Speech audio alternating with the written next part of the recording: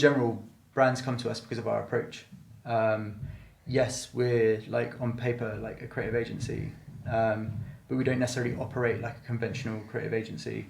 As Kieran mentioned a minute ago, we've got like such a kind of like broad, vast, dynamic team of people that come in with like very different kind of like insights, interests, viewpoints on like different products, cultural movements, scenes, subcultures, like basically everything. Welcome back to the Supplier podcast, episode 16, with me, Alex Vass.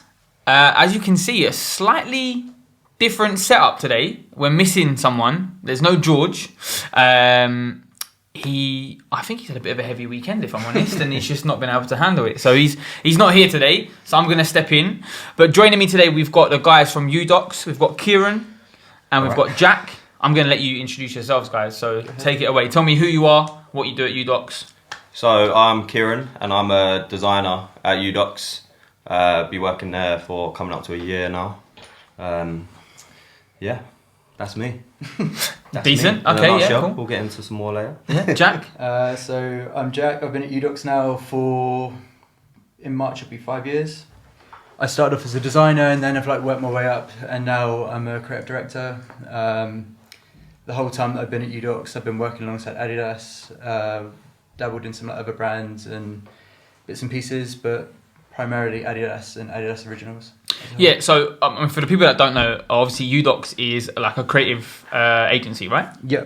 And I think it'd probably be safe to say that you're probably most notably known for your work with Adidas and work kind of within the footwear industry. Obviously, we've got things like Crooked Tongues and stuff we'll get into after, but Adidas is probably your biggest account, right? Yeah. I mean, we've had like an ongoing account with them for like 15, 16 years. Okay. Obviously, throughout that time, it's completely changed. It's grown, developed. We've now got like really good kind of like connections and ties with them across the board. Sorry. So it goes beyond Originals into like other segments. So things like football and stuff as well, right? Not necessarily football right now. There's like another segment called Core. That's not necessarily a consumer-facing name or whatever, but that's kind of like everything you'd see in like Sports Direct. It's like the stuff that you'll see people wear on a day-to-day basis if they're not particularly into the like culture or industry or whatever. Uh-huh. It's like the every man, every woman. Right. Okay. Cool. So maybe like a Pure Boost, for example, as opposed to an Ultra Boost. Yeah, I mean, like that kind of thing. Yeah. Even more accessible than that. Yeah. I'm talking about products that are maybe like £60 a shoe. Okay. Cool. Like your uncle might go in Sports Direct and he doesn't. Just so you know. buy something in there. But yeah, it's like the most accessible stuff, and like. Yeah. And then we've been working with their statement team a little bit recently, working on kind of like more specific, specialised projects. That's what the Stormzy stuff women under Stormzy. Yeah, so he had a oh god, what's the name of the shoe? There was the Stormzy the Sobukov. The Sobukov, yeah, that was it, and it had the Murky written on the sole, right? Yeah. Thoughts on the Sobukov in general? It's not for me. It's a bit of a Marmite shoe. Yeah, I like the reference points it uses. I think are really good with the old what model was it? Predator precision striping, yeah. With the precision striping, I think it's cool. The silhouette itself, like, come out around the same time as the Commander, didn't it? Like, there was just before a couple of months between them or something, and it's that same dagger or knife, whatever you want to call it, shape. But yeah, I don't know. It's just the upper. I'm not overly fussed on the upper. Yeah, it's like quite a heavy knit, isn't it? Yeah, it's like. I think the idea of it is canvasy. It's pretty accessible. Like, I think a lot of people can kind of easily wear it and get behind it. It's like it's quite a simple shoe as such. I think it's quite a difficult one to kind of get behind if you're looking for something a little bit extra within your footwear. Like whether it's the way it's kind of like been produced, manufactured, or like the technology in it, for example, or the lack of, should I say? Yeah. So like, I kind of see the Sobukov and the Commander as kind of. I feel like Adidas have kind of made that shoe as the make weight between kind of like terrace culture and kind of like technology. That's they want that terrace consumer to go into the more technical shoe. I think that's the way that I would see it anyway. It's quite a nice shoe as well for like your everyday person who might normally wear like a Stan Smith or like a Campus. It's like It's a nice way to that switch kind it up. of Yeah, I it's suppose a so, nice yeah. little switch up for him. It's a similar price point, like Yeah, for sure. so. I think for that consumer, it's So cool. you did that Stormzy campaign. Yeah. Yeah. So that was the first. So I graduated this time last year. Started at U-Dox at the start of September, and on the first day, that's the first thing I started working on. Oh wow! The Stormzy thing. So yeah, it was Thrown into the pretty deep end, mad. literally. Yeah. Just sat down and they were like, right, so we're doing this campaign, and I was like, it's mad. But yeah, it was cool. His first official collaboration with the brand. Obviously, he's been affiliated with them for years. Like he's always been wearing a tracksuit or whatever. So is Stormzy going to get his own Adidas shoe? That's what people are going to want to know. Is Stormzy? Like, I mean, he had one you in guys the are the inside, I mean, right? the Sobolkov in the last campaign, but Yeah, it didn't no, come but out. that was kind of more like a collaborative effort, right? It wasn't like Yeah. so much like the Skepta 97. Yeah. But I think the. Are we going to get a Stormzy superstar? Not to kind of like speak for him, because obviously like can't do that. Yeah. But I feel that from what I know of him, his view on like fashion is a bit different. Like I feel that Skepta's actively trying to kind of like make new things. Like you can see it through his mains line. Like he's literally trying to design like clothes that he wants to wear. Whereas although I think Stormzy's like into it, I don't think It's like he's openly said in interviews, like he done his the L Magazine editorial spread or whatever, and I think it was in there. I might be misquoting this, but he was saying like he's not interested in fashion. He just wants to wear tracksuits. Like that's what he wears. Fair like, enough. he knows basically that's exactly what who he wears. is. What he's Yeah, about. It's like even like when he done Glastonbury, yeah, they were like a Cold War or whatever the other ones he changed into was, but they was all like tracksuit ones. Yeah, like he was wearing that brand as well. Was it Preview? That Yeah. that guy that was on the Only Way is Essex, wasn't it? Yeah. That's his brand. Yeah, he wears that. Like he wears a lot of Trap Star and stuff. Like I think he knows. He knows who he is and he who stays is. true to it. He's Yeah, not of gonna course. Deviate from that. There's probably not enough of that, I suppose, within the industry. I Like it's quite. fully rate it. Yeah. Like if anything, like I mean, I know it's just a different like mentality or attitude to have, but knowing exactly who you are, not deviating from that, regardless of how successful you are, how much like money you're making, how many opportunities you have. I mean, the idea that things like that have probably been presented to him, where it's like, oh, do you wanna do this? Like, and this is all like speculative. I don't know. Yeah, of course. But then the fact that he just stays true to what he is and what he represents, that to me is more interesting Yeah. than someone trying to dabble in something and like getting it wrong. Okay.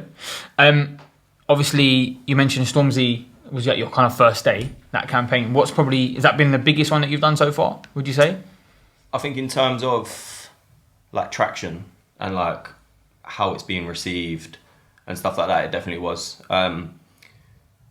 Yeah, we've just because obviously we done the main campaign, and then Jack and a few of the other guys got involved in helping out with the S-Line music video as well on a more like production. The S-Line music video, what was that? So that was so he dropped the tracksuit come out, and then a couple That of days. tracksuit was so expensive as well, man. It was only one of them though, because there was 4. The other ones were alright. One of them was expensive. It was a reflective The one, right? reflective I remember it was in expensive. JD. It was like I think it was like £160 just for the bottoms.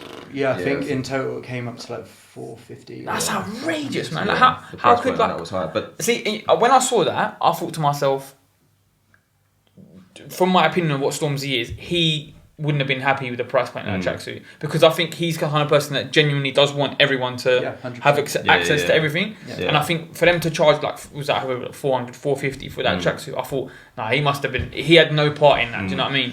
I think it was like, because obviously there was 4 tracksuits that come out. The other ones were like the black, olive, and the blue were normal price. They were like I think they were 120 for the whole thing, or one. Yeah, it was like Yeah. £70 an item, pretty much. Yeah. I think.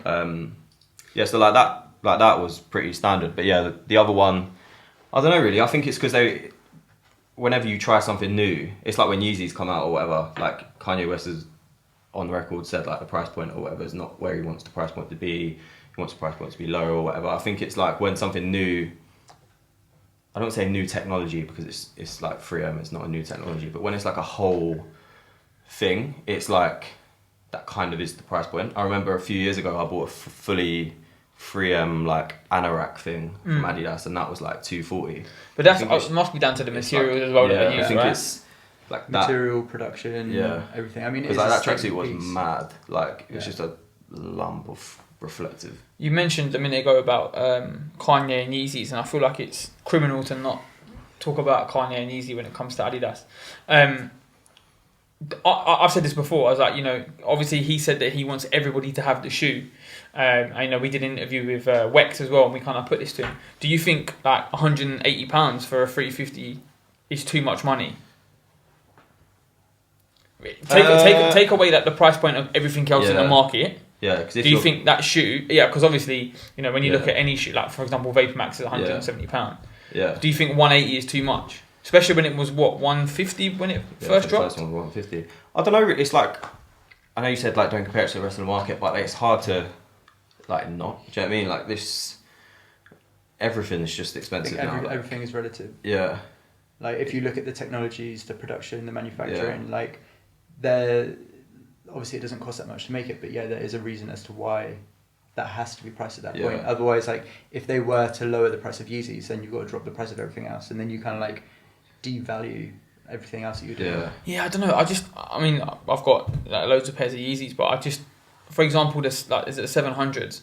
I look at them sometimes and I'm like, what am I getting here for £250? Like this is just it's a lot of money to spend on this shoe. And I know I say £250 is a lot of money, and a lot of people watching would have obviously bought stuff at resale and paid more money for different items.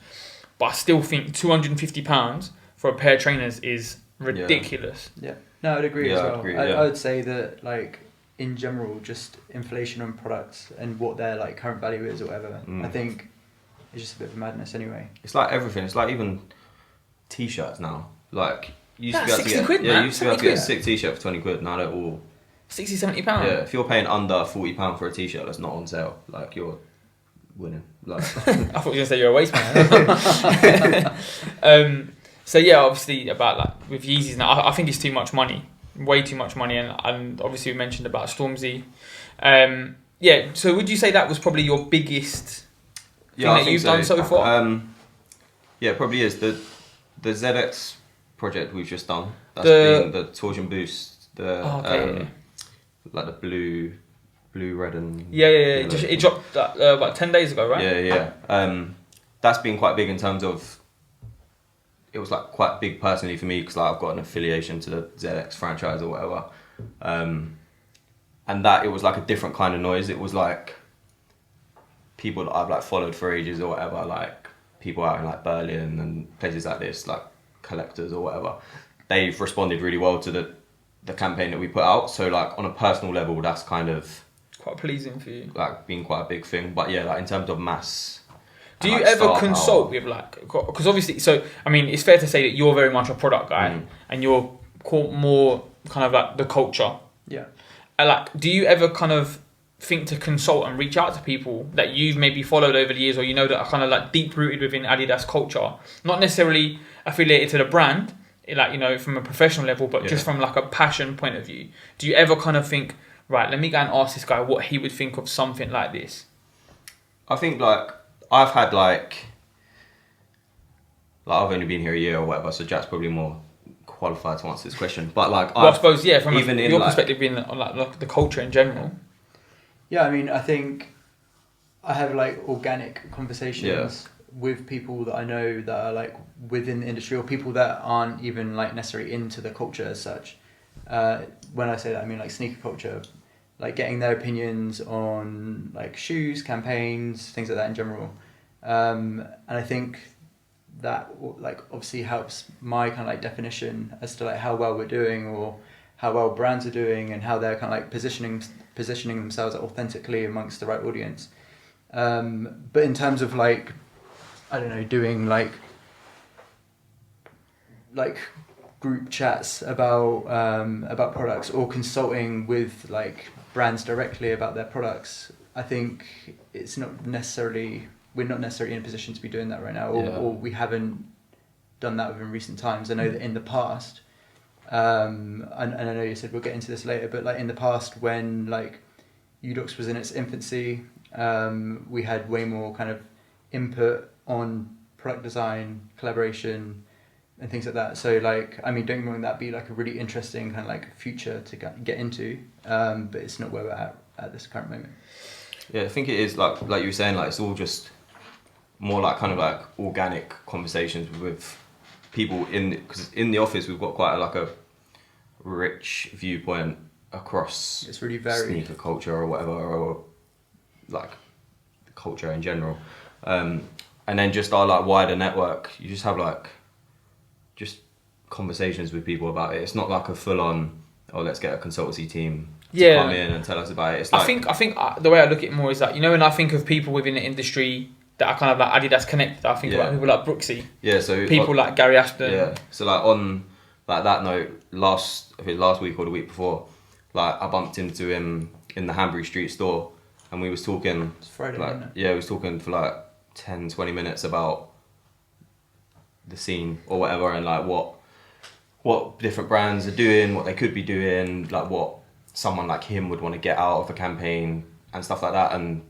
that's more, I think we do that really well. Like we're quite well connected, so we have them personal conversations with because he just had the silver birch Yeah. come out not long ago. Like, it's such a nice shoe. Yeah. And again, like it's probably not the shoe that a lot of the guys like who kind of follow the podcast will probably be massively familiar with or like just really into, but it's just a really, really nice shoe. The colorway's lovely, and obviously there's a story behind it. Adidas shot that whole kind of campaign video of him in and around London, didn't they? Yeah, and that's like the second shoe he's done with the brand as well. What was the first one? So in, I don't know the date. Probably anywhere from 2009 to 2012. Can't remember the date.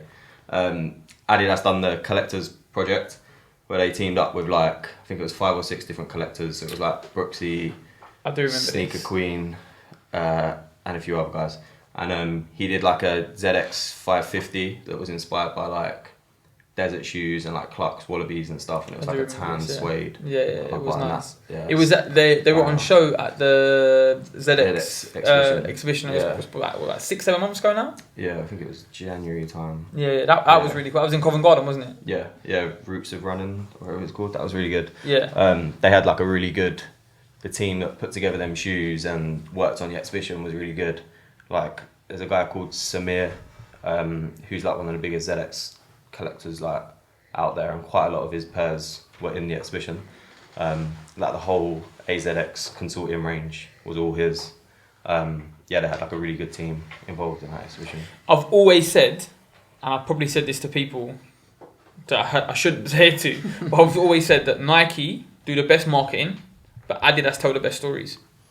And I think with the product that they have, like in their archive especially, they have the ability to tell those stories. Yeah. Whereas I think sometimes when Nike do stuff, they just throw a lot of money at a piece of history.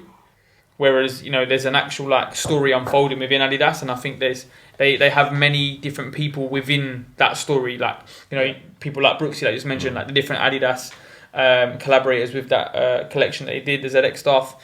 And I think there's so many people like that within and affiliated to the Adidas brand that it's easy for them to do that. Yeah, I mean, I think from my opinion, the Adidas archive is like unrivaled.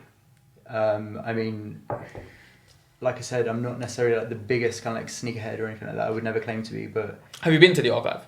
funny enough, I have never been to the archive, but these guys went there for the ZX project that we were working on to look at like the evolution of ZX and the history of it, and I decided not to go because we had a lot going on in the office. Wow! But then this is how you know that you're not the sneaker guy. It's not necessarily that. It's more like being too busy, I guess. But I ended up going anyway. I flew up that morning, but I missed out. We had a surprise meeting thrown on us, and then you got there like 45 minutes after we left the archive. No way. Yeah. But yeah. It was literally up until about I'd say maybe 3 to 5 years ago. It was just like shut off. No one could go in there, innit? Yeah. And I think now it's kind of not so much been opened up to the public, but been open. Like, there's been a lot more invitations to go there. Yeah. I mean, our team went there again. I mean, people from our team have been there like multiple times. But like when we worked on the POD campaign, I mean, obviously that shoe itself. Weird shoe again, man. Yeah, I know. I mean, like I don't think it necessarily landed fully. I don't think it was right for the time. I think if it came out when like just after NMD or something like that, I think it would have blown up. Yeah, so But- it's weird because when you look at, like you said, like the evolution of the shoes and when things have been brought out, NMD was wild. That was a crazy 2-year period where everyone was just going absolutely mental for them. But then, was it early last year we got the D-Rupt? Yeah. And it just didn't land. Yeah. And I went to the event in Paris. Did this amazing event in Paris that it was in like the bottom of the Louvre, and it was unbelievable. But it just seemed as though the shoe didn't land with anybody in the room, and I kept looking at it thinking, why did this not come before NMD? If NMD had come straight after that, I think it would have been a completely different ball game. And also the colorway that they dropped that straight away was like that Spider-Man kind of like red, white, and blue. Like it was just so random. Yeah. And I just thought to myself, I know that brands do that. They never land with like a staple black or white, but surely drop it alongside something else. Yeah. But it was one cool thing though. We saw people kind of customizing the shoe while we were there. So like I think George did it. George like literally cut the netting off the shoe straight away. And I've seen other people do it, and it looks so much better. So like when you look at the all white or the black with the white midsole and stuff like that, they look so much nicer than some of the other really random colorways. I think it's really interesting saying like if it come out before NMD, like, so I think you're probably right. Like obviously there's similarities between the two shoes, and like NMD, there was Ultra Boost, but then NMD kind of just out of nowhere, this shoe just come. Like I know it had its reference points. But I think it's that like it truly embodies like what Adidas Originals is. Yeah. Like the whole idea that your past empowers your future and things like that. Like what we were talking about a minute ago about the archive. Like how much kind of like thought and process went into the development of the shoe, and yet how different it was at the time that it came out to all of the models previous to that, and like the different silhouettes that had come out. Like I remember when I first saw it, it was maybe about like 6 or 7 months before it came out, because it was part of like another shoot that we did that was coming out after the launch, and it literally like blew my mind. And it was the same with everyone else. We were like, what the hell is this shoe? Like this is insane. And I think it was just like right time, right place, I guess. I suppose if D-Rupt did come out before NMD, then maybe NMD might not have done what NMD did. Yeah, 100%. Because D-Rupt might have performed really well, but then people then might have been like, oh, the NMD, the other way around, they might have been like, oh, the NMD looks too much like the D-Rupt. Do you know what I mean? It could have just, the same thing could have happened just on its I'm head. just trying to think about what else was coming out at that time from other brands, because I think as an offering, it was so different. What, D-Rupt or NMD? No, NMD. The thing with it is, it was so dominated by NMD that I can only really remember NMD at that time. Yeah. It kind of like swallowed up the whole market. I remember when it had its like official launch day, I think it sold out within a matter of minutes worldwide, and it wasn't something that, as far as I'm aware, was like forecasted. No. So from what I remember, there wasn't many retailers that kind of bought into the first colorway, which was like the OG, and then obviously they did buy into it, the ones that did, and then it done really well, and because they dropped the black first, and then the white came soon after, didn't it? Yeah. And the white is like a unicorn shoe, like you can't get that anywhere. Yeah, They did the Zeno at the same time. Reflective one, didn't they? But there was only like I think there was like 1,000 pairs, and like, I bought them instead of the OG one, and then like I thought like this is like, I knew the shoe was coming out. I preferred the colorway. Like it was more me, I guess.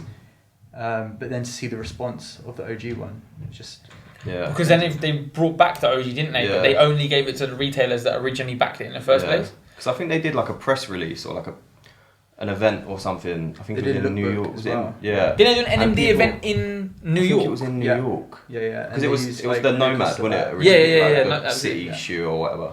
And I remember a few people going to it, and the response was like, Morgan went to it, right? Yeah, people were just like, what is this shoe? And it was, no one really knew how it was going to perform, because people's opinions were so like divided. Some people loved it, loads of people hated it, and then when it dropped, it just went like... Yeah, I remember having a pair on hold for about 8 months against like all policy, but I had one pair in my size, and I was like, I'm going to hold them, I'll buy them. Everyone's going to me, no, they're so comfortable, buy them. And I was like, nah, I'm not feeling it. Yeah. In the end, when I bought them, I was like, oh my God, why have I waited 8 months to buy these? These are so comfortable. I actually just replaced my OG pair like, I don't know, maybe like 7 or 8 weeks ago, because the only problem with that shoe is once you get the midsole dirty, Yeah. You just can't clean boost, man. Yeah. It's impossible. Yeah, it's a good shoe though, MMD. What has been the most like outrageous thing that's happened on it? Because surely like you've done so many kind of shoots and campaigns over the years that you've been, probably more so for yourself. Has there ever been anything that's happened and you've been like, oh my god, what the hell is going on? Like shit. What, like in terms of on production, or like how a product's gone down, or? I suppose both. I think like because obviously you guys go to different locations to shoot like campaigns. Yeah. Has there ever been anything at a campaign at a location where something's just gone completely wrong, or you know maybe the person you're shooting with has just completely thrown a tantrum or something like that? Fortunately, not on that front. Like no, we haven't really worked with many like prima donnas, even people that you think could be entitled to be like that. People like Kendall Jenner, for example, like just lovely. Like I've had nothing but good experiences with like everyone that we worked with. But I'm hoping this is a good part, man. No, it's just like I want some drama or something. I was like, oh, we were on a campaign, we got held up at gunpoint or something like that. Well, I mean, we went to an area called Vallejo to shoot part of the Prefer campaign, so the second iteration of Prefer, and we shot with the SOBRBE guys. Who are they? Sorry. Like familiar with their music, but they got like they blew up really big in America because Kendrick put them on the Black Panther soundtrack. Okay. And like they're pretty big in the States, and I think they're still doing pretty well now. But like what you mentioned earlier about like having credible, like authentic storytelling, like we definitely reached like a credible, authentic kind of like moment and audience. So like these guys, I mean like there's people that are like media. I feel like you've got something that you want to say, but you're trying to beat around the bush so much with it. No, like you're like, how do I spin this so it doesn't sound bad? It was a bit difficult. Like they were just being themselves, and like being themselves doesn't necessarily mean being documented by like a group of guys from London, whatever, and like trying to kind of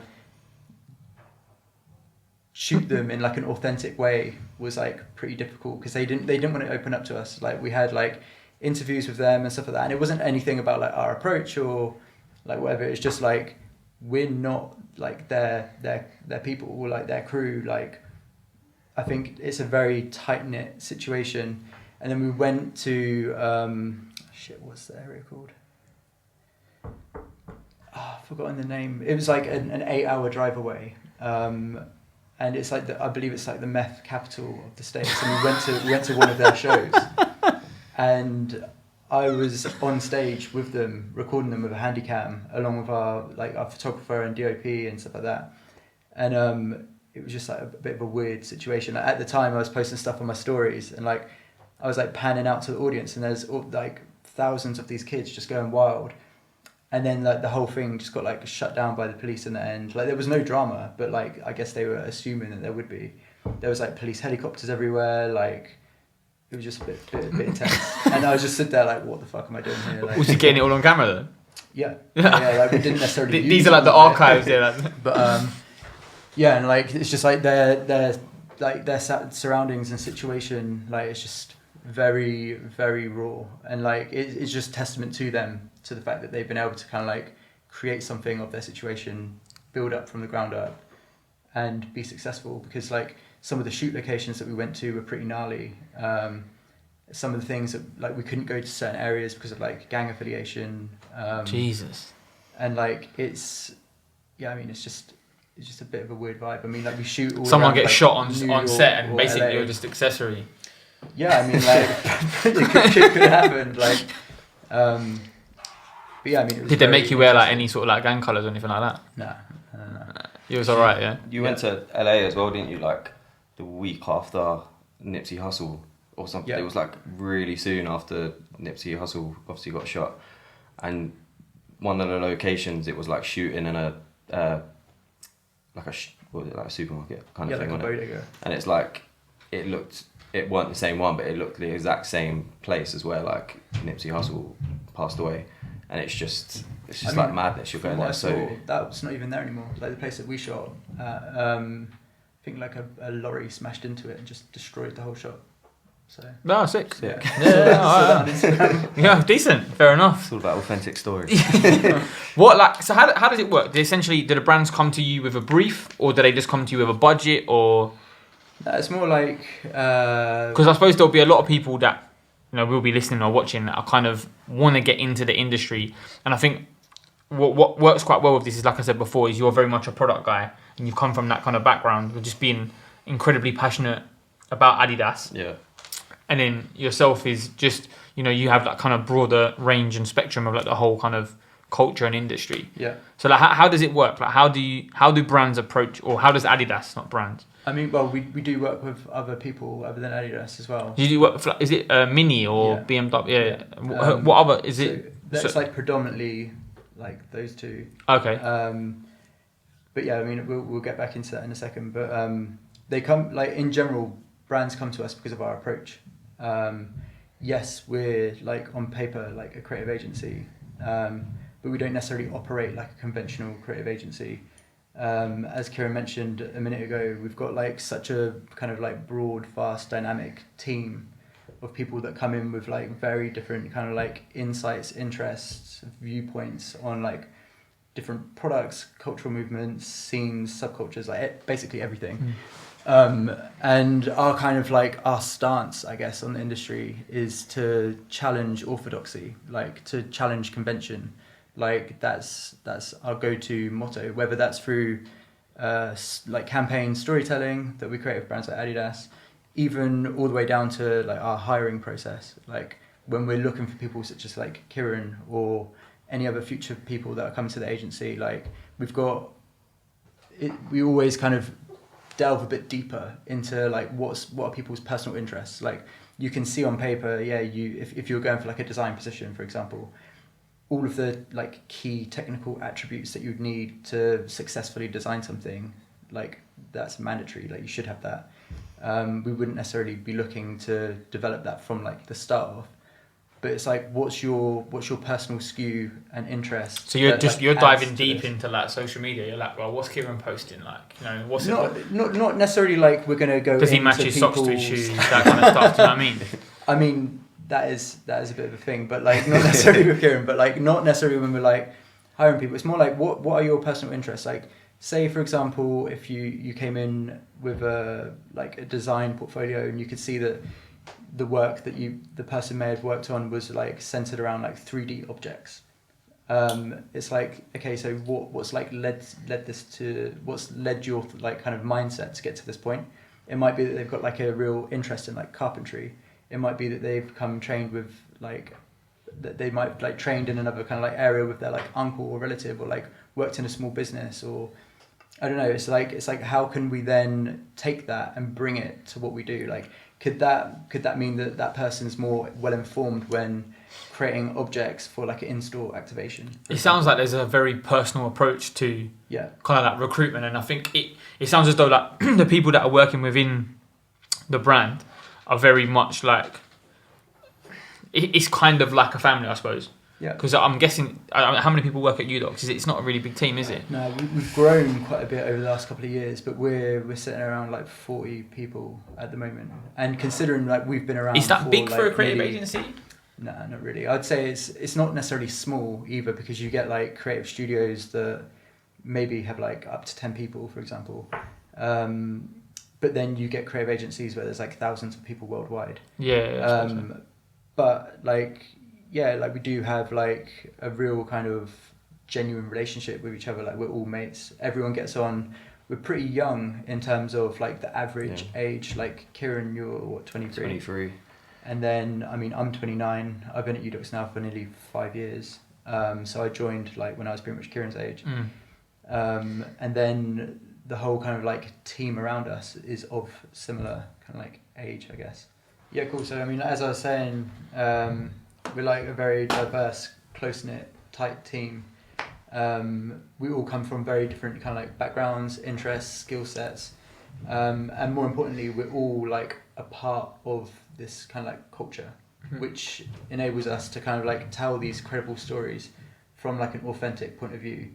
I mean, as we've mentioned before, like my role is to have more of like an overarching view of the industry as a whole, and help like direct where it's going. So if I was like that like diehard sneaker fan that was getting like really wrapped up in like every single product release and stuff like that, like how could I then foresee like where this should go, like where we should take it and stuff like that. So you're constantly keeping a watchful eye over like what's happening. Yeah, and like not just within like sneaker culture, just in general. Like my like influence or inspiration or whatever like is very vast, from like I don't know, like reality TV to people that I see on the street, like articles that I read in various like platforms and magazines, books that I read. Like, do you know what I mean? Like, I feel that I know that most like creatives would say the same thing, but like it genuinely helps to have like a really kind of like diverse, rich pool of inspiration. So what do you think of the relationship between brand and consumer at the moment then? I think because this is something obviously that we spoke about briefly off camera. Yeah, I mean, I think the way in which like every kind of like brand looks at its audience as a consumer, and I think through like the form of like social media, you can touch upon like the role of like an influencer. I mean we all know that that's like kind of like dead anyway, but like I think everyone's way more aware to like terminologies that brands would use when talking about their audience, and like how everyone gets brought up to be like a consumer. And I think that as a whole that kind of like cheapens the audience, and it's something that I personally and like we at U-Dox would try and like to change, because it's like these people that are into your brands, like regardless of what brand it is, it could be, I don't know, like going from like a footwear brand to like your like kind of like football audience or like whoever, essentially like they're participants. They're not just like there to kind of like soak up information and just to like buy things like without any thought, essentially. Like you want to kind of like open up your brand and allow people to kind of like come in, feel like participants. It's the same with like retail touch points and stuff like that. It's like you shouldn't just be there kind of like projecting your brand image. Like you should want people to kind of like enter a space and be kind of like wowed by it and feel like they can truly engage with what's going on in store. So like to me, there's no difference between going to see like an exhibition at like an art gallery or going into a store. Like you should get the same takeaway and like sense of fulfillment out of it. Like whether that's through like stories that are told in store, whether that's via like videos and like various different kind of like installations, how people can like interact with product, how like the scope to kind of like take a physical retail space into like a digital sphere. I think it's like super interesting. Yeah, well they used to always do like these incredible kind of installations at 1948, didn't they, in Nighttown? Yeah. Mm-hmm. I think is it Hotel Creative? Like I know that they're a really really good. I mean they smash it at that, and like I think as a company they're from what I know they're almost like unrivaled in that. Like they do a really good job. They know exactly what they're about. Everything kind of like helps to tell like a rich kind of like product story and stuff like that, and they kind of like put it together in a way that looks interesting and exciting. So what do you think to brands reaching out to, for example, influencers? Yeah. And them putting together like creative content and creative campaigns. So for example, one that springs to mind straight away is recently the Puma RS 9.8 was released, and obviously it's got the space theme to the shoe, and you know you saw a lot of people like kind of do their content around that. I mean, I think one of the pieces of content that Puma actually put out was, you know, someone wearing the space gloves and kind of unboxing this. Do you think that brands should reach out to more like just average people on social media? And I don't necessarily think it's like... When I say average people, I mean like people that obviously showed an interest in that. Yeah. I think it's not necessarily the idea of a brand reaching out to an individual that's like dated, because obviously like that's super important. Like you should have that like two-way kind of like interaction, but it's more like what you allow that person to do and like how you kind of like bring them into the brand. So for that, for example, like what you just mentioned, people were like generating purposeful content that was based around a particular product, and to me that's like pretty transparent. Like you know that their main aim, their goal is to be there and to create content around that particular product to help drive sales. And like yeah, that's cool, but then I think you could look at brands like Stussy, for example, and look at how they utilize their tribe or their team like essentially like these people are influencers by like their followings on social media platforms and stuff like that, but like the way that they bring them into the brand is way more holistic. They just allow them to kind of like live their lives, and they're kind of like selected and chosen because their lives represent the brand ethos. And that to me is way more exciting and way more interesting, because you're allowing these kind of like key figures from around the globe live out your brand ethos. So your brand communication isn't necessarily like directly from the brand and kind of like force fed to these influencers. You're allowing people to live like an organic lifestyle and allow that to be your brand communication. And when it comes to them bringing out a campaign, it allows them to kind of like create these interesting visuals that represent a bit more of like a tonality for the brand. You already understand the lifestyle. Do you think that Adidas do that already? Yeah, I think there's like what you said earlier about like telling cultural stories and being relevant and things like that. I think the talent pool that like Adidas has is like kind of like reach out to like across the globe is super interesting, and I think it's so varied and versatile that the options are there to do that. But then I also think Adidas as an entity is very different to like Stussy, for example. Like obviously Stussy has been around for like such a long time. It's like the OG streetwear brand. But they, apart from like a weird blip, maybe like 10 to 6 years ago, when they kind of like were on ASOS and stuff like that, like apart from that time, they've always retained like the same kind of like core audience. Whereas Adidas is obviously a huge global entity. It should appeal to like every single person on the planet, essentially. So I don't think there's the freedom to do that as such. But then within particular segments of the brand at Adidas, I think the opportunity to do that and to tell those stories for a credible, like authentic way is there, and they're definitely doing that. And I think a really interesting area of the company for them to be able to do that is through skateboarding and through their skating accounts. I think their skate team is super strong, whether it's like UK based or New York or LA or whatever. I think that the talent that they have is just insane. And the characters that they have to work with are like super interesting, really diverse. Like you've got people like Blondie, who we had the pleasure of working with on the campus campaign. Mm-hmm. You've got people like Nicole Smith, who was also on that campaign. And like when you get to like actually meet these people and like work with them and stuff like that, like you realize how they've got to this point in their life. Like obviously they're sick of skating. Like that to me like is so kind of like transparent. It's not something that you can fake. Like you're either good at skating or you're not, essentially. But then their kind of perspective on the world and their kind of point of views, their interests, their reference points, the things that they're talking about like off camera and offset and stuff like that is like what has helped elevate them to get to the point to where they're at. Like they have so much to say, so much insight to give, and things like that. And to me, that's like kind of like the rich takeaway and the thing that I look forward to the most about working with such like a broad range of people across all of the campaigns that we work on, whether it's a photographer that I've admired from afar for a long time, someone like Ewan Spencer, who like I've got to know over the past couple of years.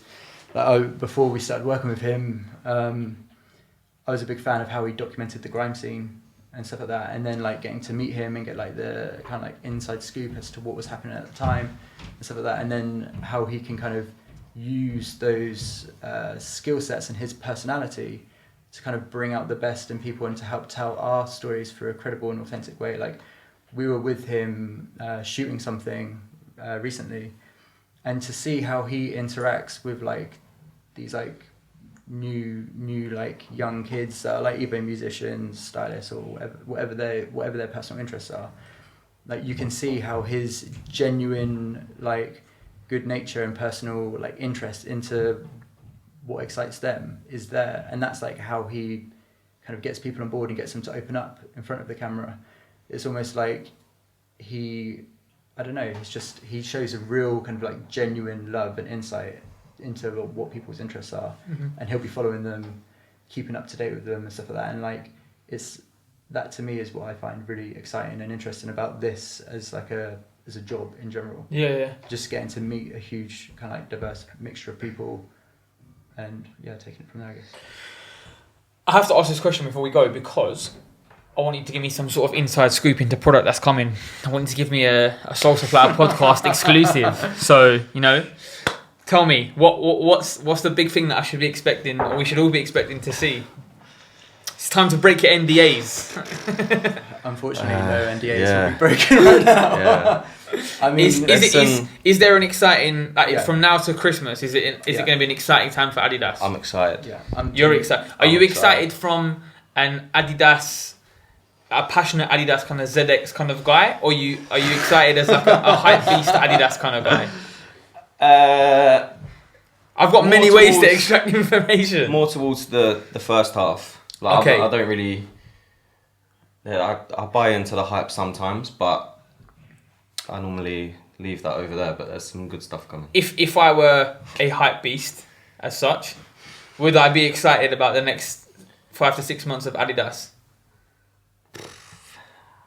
I don't know. I think so. Yeah. Like, as someone that's got like a real kind of like interest in like footwear and just things like that in general, like I think there's a really good product offering, and like I'm excited about it. I think just across the board. What is it that you're most excited about over the next 6 months?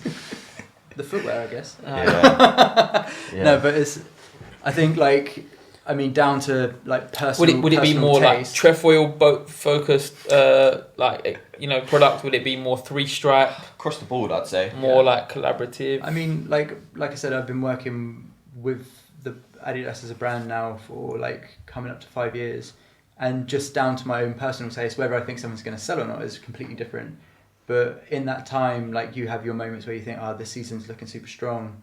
This one isn't necessarily for me with like particular key products within that season. Obviously, there's always stuff that I'm into, but for the next for the rest of the year, I think it's looking pretty healthy. Some good stuff. Yeah. Okay, cool. So Adidas are going to have a strong end to the year, is what you're saying, yeah? Yeah, I'd say so. I think there's just I think there's stuff for everyone, but I think people like myself who like maybe like the old. I can feel you talking and Jack's eyes burning. No, I'm not saying anything. I'm not saying anything. No, but like product who like tiny little details that matter in products. There's some good stuff. Like colorways and stitching and stories and whatever. Yeah, sole plates. Like different parts of the brand are doing some good stuff. Different parts of the shoes as well. Yeah. Okay, that's fair enough. Before you guys go, obviously. You have your own merch as well, don't you, as U-Dox? Because you guys really nicely sent me a t-shirt recently. Yes. Yeah, and I mean, like... we do actually have a t-shirt for George as well, but because he decided to stand us up today, I'm going to keep it. Yeah.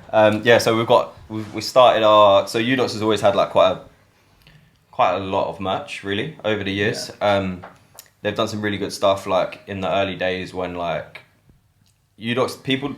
There's been some like... mad talented people that have like come through the doors and are now at like different places. You got like people that have gone on like to Adidas or whatever. They're like quite high up in the company, and various other brands and stuff.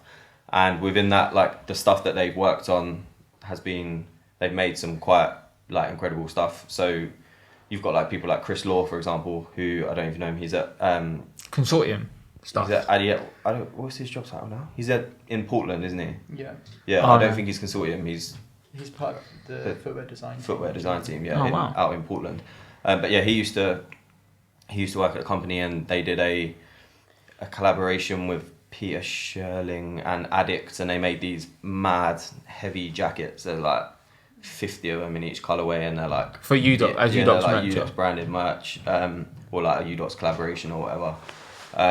They've done like multiple t-shirts across the years, obviously. Like, so with your merch, how does it work? Is it available to the public to buy, or is it just a case of like, you kind of just seed it as gifts to people? Not necessarily at the moment. Like, I mean, to kind of like follow on from what Kieran was saying, like where U-Dox has such like a kind of like long kind of story to it. I mean, it's like evolved and grown and kind of like shifted and changed like so much throughout the years. I would say that there was a good couple of years where it's kind of like in transition into like where we are now and what we represent and how we're kind of more of a future-facing, strategic storytelling agency, I guess. But like to get to that point, we had to kind of like reconfigure like what it is that we want to say about ourselves. So we're pretty quiet on social media. We weren't releasing any like real merch and stuff like that. But now that we're kind of like at a point as to we've got like a solid aim, direction, and things like that, it's starting to come up again. And yeah, I mean you'll see a lot more coming out. I mean we started with like that t-shirt recently. We've got plans to move into different territories. And so I'm going to put you on the spot now. Can you supply me with 5 Grill Dan t-shirts, which you obviously sent me, so I can give them out to people in the comments for like the best comments? I don't know about 5.